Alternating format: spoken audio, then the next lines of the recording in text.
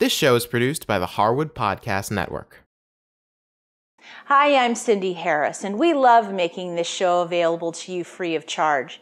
If you'd like to help us keep it that way, make a contribution to our Karma Jar or become a show sponsor.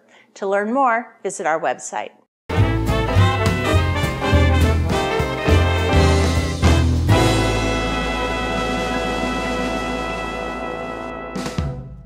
Well, today I've baked a batch of Brooklyn cinnamon sticks.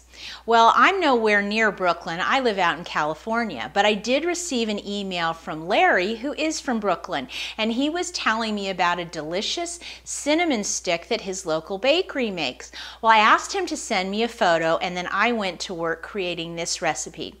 What I've done is made a sweet yeast dough and then formed them into little sticks that we roll in butter and cinnamon sugar. They are delicious.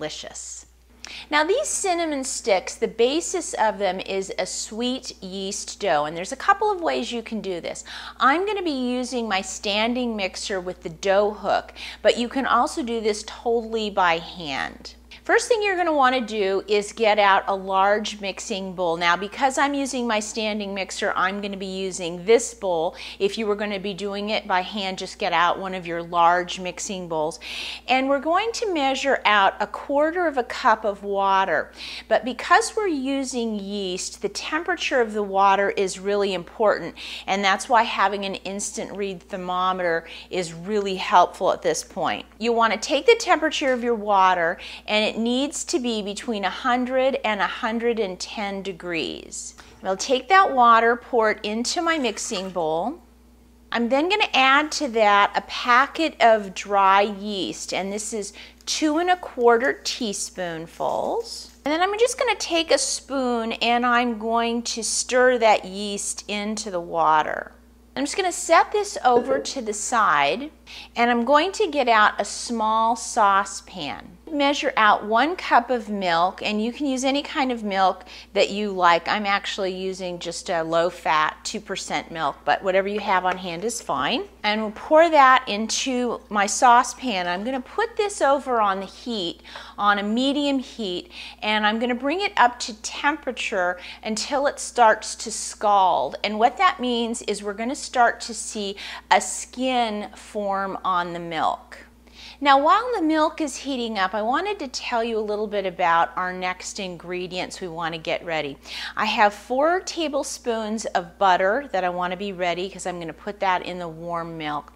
And then I'm going to be adding some sugar. Now, I'm going to be adding 1/2 cup of sugar, but Larry had asked if I would offer a sugar substitute like xylitol. So that's what this is. This is xylitol. It is a sugar substitute. The thing that's nice about this one is that it can be used in a 1-to-1 ratio with sugar. So if you wanted to use a sugar substitute for these cinnamon sticks, you would measure out 1/2 cup of the xylitol. Now, while the milk is heating up, you don't want to stir it, but you're going to start to see that the steam starts coming off the top. And when that happens, you just want to lightly lift the handle of the pot, and you'll start to see this skim. It almost looks like a light coating over the top of the milk, almost like when you're making pudding. You see that skin over the top, and that's what we're looking for.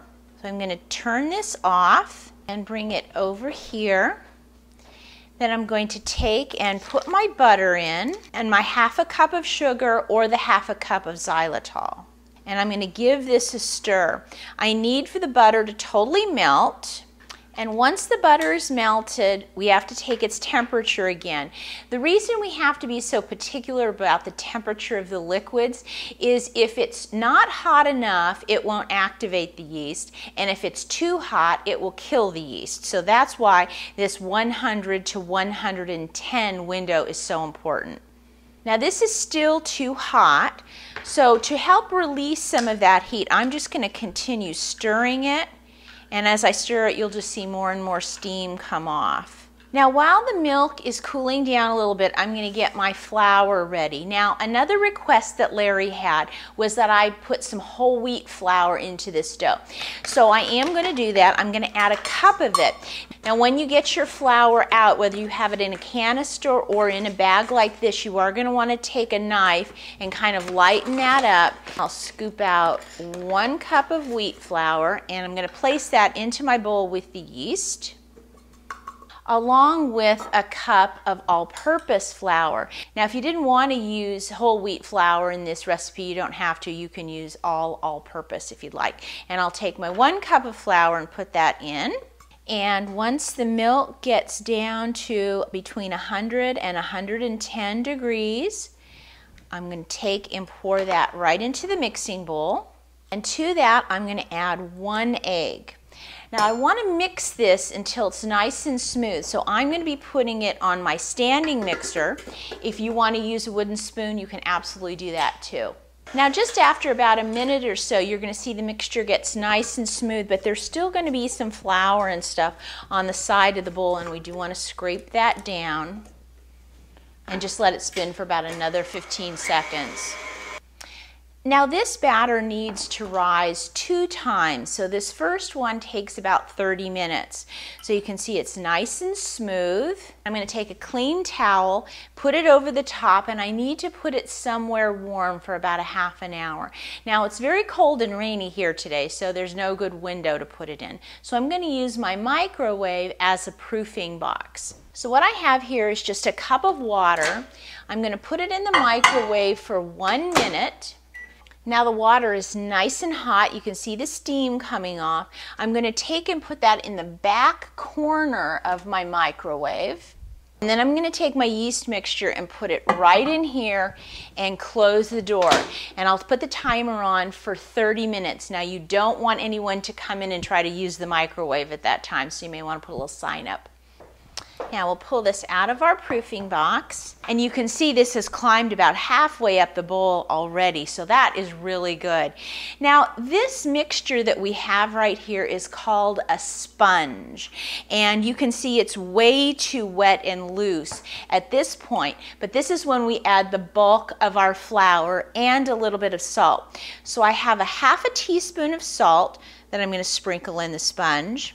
And I'm going to add some more of my all-purpose flour, 2½ cups to be exact.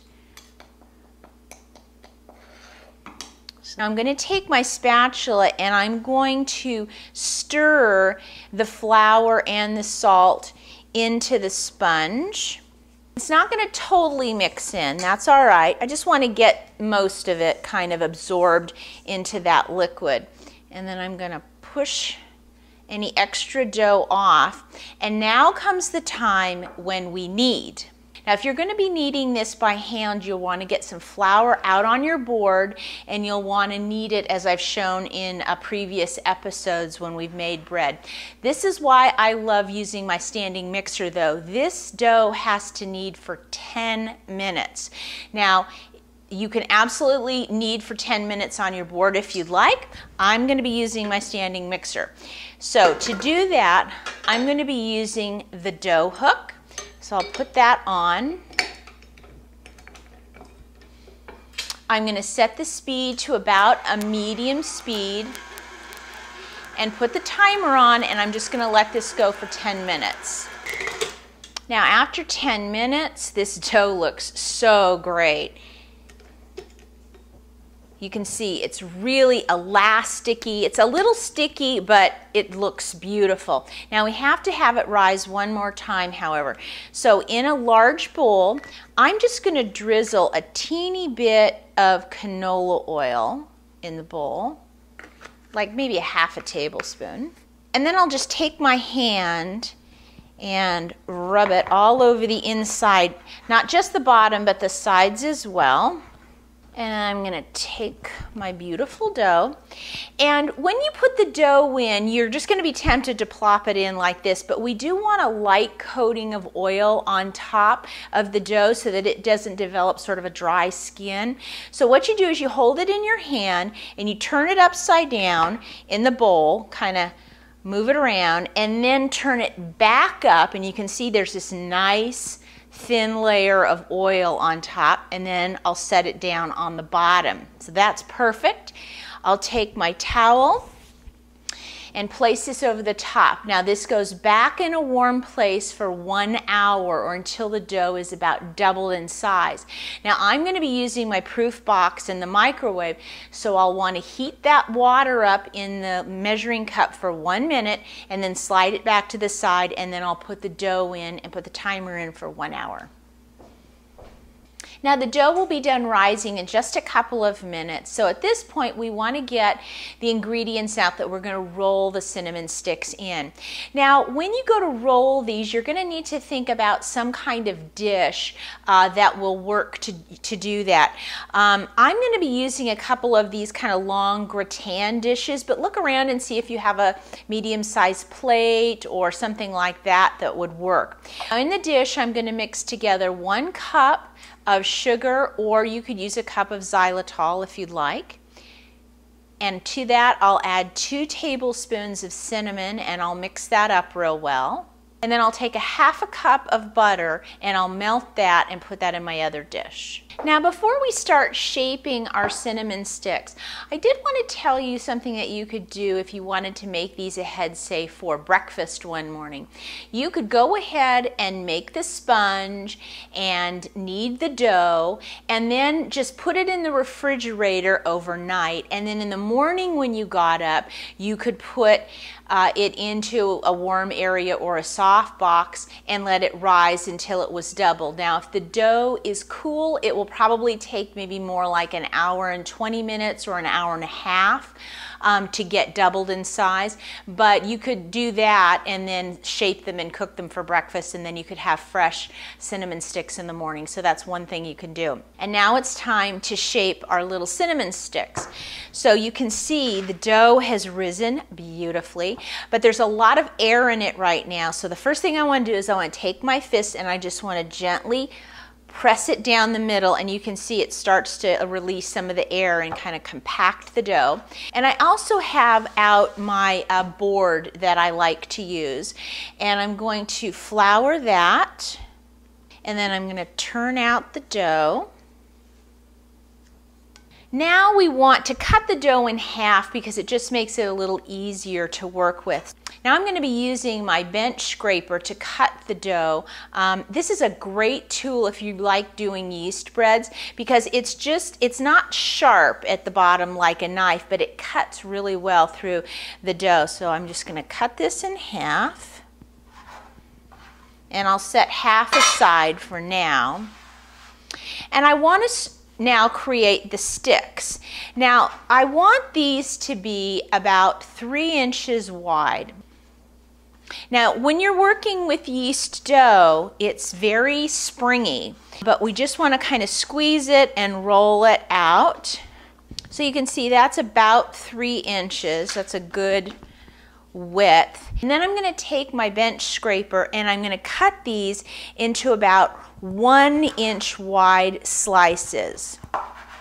Now I've got a baking sheet with a piece of parchment on top, and I'm going to take each of the little sticks and I'm first going to roll it in the melted butter, and then I'm going to roll it in the cinnamon sugar, and I really want to make sure I coat this really generously. And I'm going to set this down on my baking sheet. And as I continue rolling these, I'm actually, you know how normally when I make cookies and things I like to have space between each of the things? Well, in this I don't want to have any space. I want the little sticks to be right up against each other. Now I've got 8 of them in a line here, and that's just about all I want to do on this sheet. I've preheated the oven to 350 degrees, and I'm going to bake these for about 15 minutes. Now while those sticks are baking, I have another baking sheet with a piece of parchment, and I'm going to continue making some more sticks. And after about 15 minutes, they're going to come out looking like this. And we're going to want to get them off that hot baking sheet, so I'm just going to slide it right off onto my cooling rack.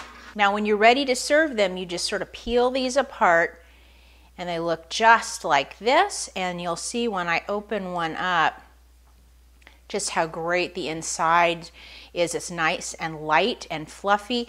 And this butter with the cinnamon sugar has made this kind of little shell on the outside. It's really good. It gives a nice crunch when you bite into it. Well, I want to thank Larry for sending his challenge in to me. I had a lot of fun developing this recipe.